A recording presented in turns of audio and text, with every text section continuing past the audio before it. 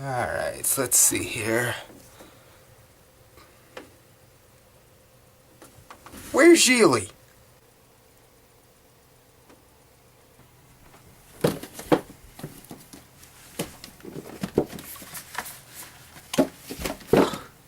Come on, I bought that thing specifically so I could review it on Film Exaggeration. What the hell am I gonna review now? And where's Mallrats? Hello and welcome back to Film Exaggeration. Recently, I did an NDTV episode of Spider's Web: A Pig's Tale, which was an obvious ripoff that got sent straight to DVD. But not all films considered ripoffs get the straight-to-DVD stamp. Sometimes they get released theatrically, and... Wait, why the hell am I telling you about this? Hey, Negative Nick, why don't you explain what Mac and Me is? Mac and Me? A fucking piece of shit movie. Alright, so Mac and Me was released by Orion Pictures in 1988, directed by Stuart Raphael. The film is basically just a huge fucking ripoff of Steven Spielberg's E.T., making it one of the most well-known E.T. ripoffs, right up there with Pod People. But besides that, it also has terrible acting, horrendous special effects, bland characters, and product placement through the fucking roof. And it was panned by critics and audiences upon release, winning Worst Director and Worst New Star at the Golden Raspberry Awards. Who was the new star? Oh, you'll see. The film bombed and Orion Pictures went bankrupt in 1998. Which is a pretty cruel fate for the studio that gave us Platoon, Silence of the Lambs, and Dances with Wolves, but when you give us a movie this fucking shitty, you kinda deserve it. Thank you, Nick. But just because something is a rip-off doesn't mean it's bad. Yes, it does. Let's see if the hate was justified. So the movie starts on one of Saturn's moons, where we meet... These are the aliens, a bunch of naked, wrinkly abominations with dead eyes that always look like they're about to give a blowjob. Those things are terrifying. I mean, look at E.T. He was so ugly that he became kind of adorable. These things look like aborted fetuses. And are they the only creatures on this planet? This family of 4? A NASA space shuttle comes down and the 4 go to investigate. Yes, you dumbass. Lead your family to a machine that you don't recognize and just fell from the sky. Naturally, they are all sucked up in a vacuum and a special effects so bad it would make the asylum proud.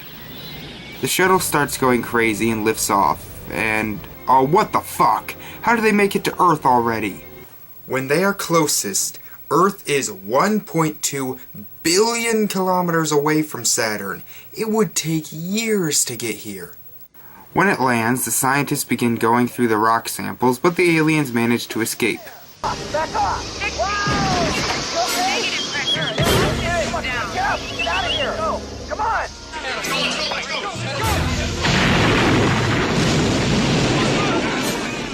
That was horrifying. Pull back to second perimeter. The aliens manage to break out, but one of them is separated. He gets into some trouble when he tries to cross the highway, though.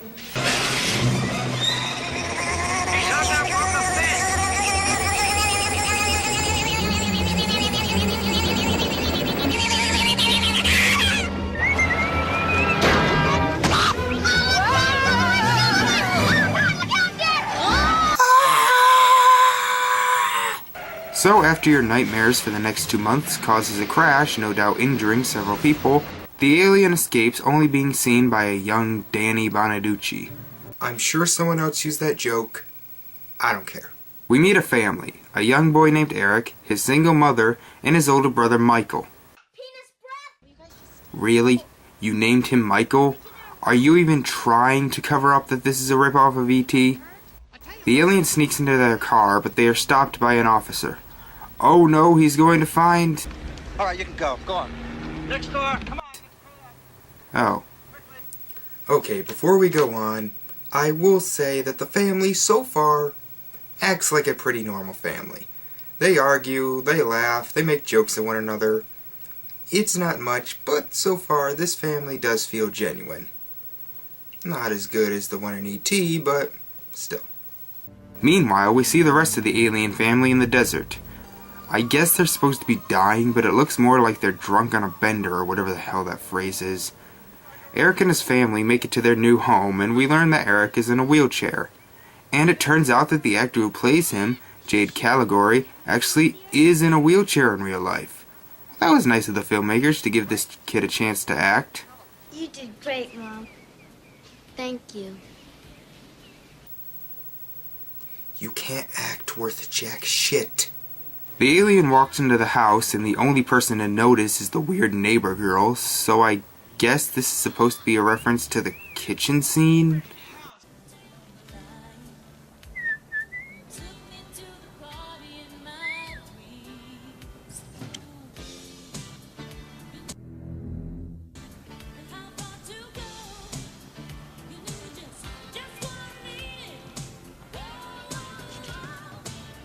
Want some lunch? No thanks. I'm fine. After a few minutes of really boring shenanigans, Eric meets his neighbor Deb. She tells him she saw the alien. Yeah, he's real cute. No, he isn't. Later that night, the alien's dead. The next day,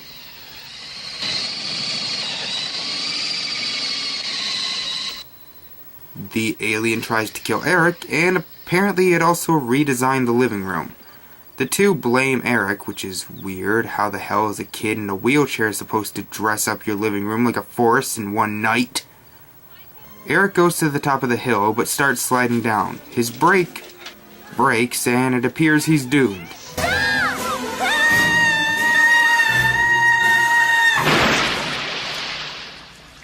That looked absolutely atrocious. Wow. The alien saves him. I can't believe he did this. It's all right, Mom. I'll go get it. No. Just go and get some help.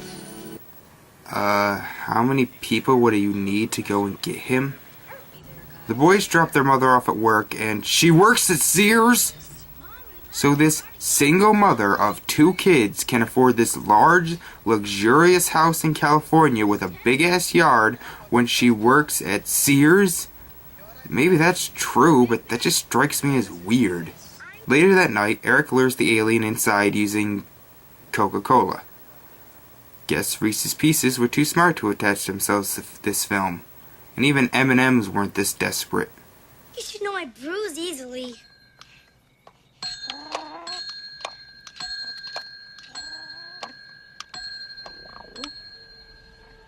Okay, he clearly knows this is a trap. I mean, there's no way he can be that retarded. Oh god. What if he's trying to set up a trap for the kids? Run, kids, run! The two suck him up in a vacuum and... told you he wanted to kill them. And after a really boring chase scene, Eric, Deb, and Michael finally befriend the creature and name him Mac, which stands for Mysterious Alien Creature. Yeah, it only took half the movie for them to befriend this thing. At first Mac is hurt, but they use a Coca Cola and he is right as rain. Oh, so apparently Coke is the greatest thing invented in the history of ever. You sucked this living thing into a vacuum cleaner? Yeah, and then we blew him out again. It's the truth, Mom. I could make this sound like a sexual innuendo, but this is already disturbing enough. The next day, they see that Mac cleaned up the entire house, which I'm not even going to question how he did it in one night. Mac is chased by dogs in a toy car, but manages to outrun them in probably the most pointless scene I've ever seen in a film. Later, they see that Mac doesn't look so good. He looks depressed or something. They find out he has a family, but the two need to head to a party, so they dress him in a teddy bear suit and head to Ronald McDonald? What is he doing in this movie? Wait. Mac? Big Mac? Oh. You know, I kind of want to get some McDonald's right now. And if you thought the chase with the dogs was pointless, Here we have a long, boring, yet somehow still incredibly creepy dance scene in this fucking McDonald's. Even the workers are getting into it, and all I can think about is the poor people in the drive-thru. So yes, McDonald's and Coca Cola, the food choices of the gods. A chase ensues that I will admit is kind of entertaining, but I just feel that this will be more fun with bikes. The chase ends with Michael, with his magic disappearing and reappearing sunglasses, pulling him into the van. The address. Wait, give me that again? Why don't you give it to me? Alright. How come no one screams when they look at that thing? He's fucking creepy. Don't you like him? Of course I do. You're an idiot. The group realize that he's communicating with his family by holding his hands up and whistling. Here, see if he likes this. Guess Skittles didn't mind whoring themselves out. How about a spaceship? Great! Yeah, I knew we have a close encounter of the third kind. You have no shame, movie. The group finds Mac's family, but they appear to be dying. There's only one thing they can do.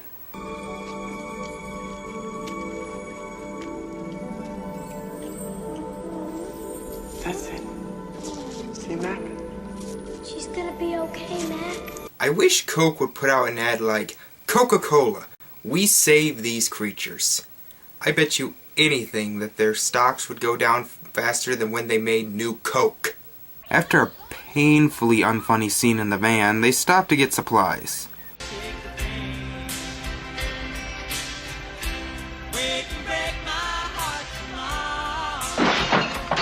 Don't do that! It's okay, they won't hurt you. Finally, someone has a realistic reaction to seeing those things. They head into a grocery store, cause a panic, as you would guess, and... No! Oh shit, he's got a gun. The days of man have ended. Now the Macs will rise. Eric tries to save them, but a shootout ensues and the store blows up for some reason. And Eric is feared dead. He's gone. What? He's gone? Nothing I can do. I'm sorry. So yeah, Eric's life was pretty good before Mac showed up, and now he's dead. I think we've learned a good lesson here today. No, actually, the aliens managed to bring Eric back to life by some Deus Ex Machina bullshit. Get it? Because some have said that E.T. is an allegory for Jesus?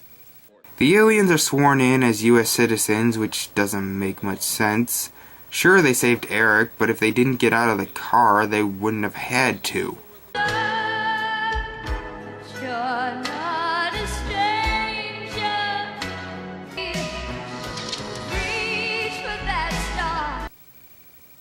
Is that a threat? So that was Mac and me, and yes, it is as bad as people say it is. The acting is terrible, especially by the kid actors. The alien costumes look cheap. The plot is stolen and full of useless padding. The product placement is too obvious. It's very boring, and it's surprisingly creepy. This could probably double as a horror movie if you take out some of the slapstick. Now I will give them credit, there are a few decent effects, one pretty cool action scene, and the family relationship feels genuine. But it was done better in E.T., and that film was just a better movie all around. I didn't even go over every problem the movie has, so if you want to get some friends together and riff on it, then maybe you'll be entertained. Thank you all for watching, and I will see you next time. Bye. Now where the hell did my movies go?